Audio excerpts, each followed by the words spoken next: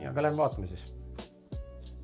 Suur elutuba, köök, täis intrigeeritud, nõudeveosemasin, pliit, ahi, kubu, sügavkülm, külmkapp ja natukene on ta kulunud siit, aga siit altpoolt ka, kuid seda annab korda teha, et kui taha kööki välja vahetada. Suur nii-öelda magala, rõdu, 5 ruutmeetrit. Ja vaatame magamistoad üle. Ta on lastetuba või siis kontoriruum ja magamistuba number 2. Ja palun.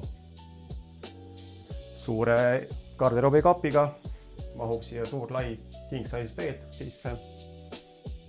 Vaade rohelusele.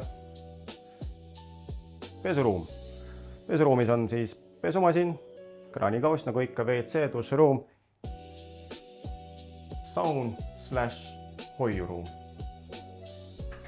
Et selline see korter on. Kui on huvi, võtta ühendust ja lähme vaatama.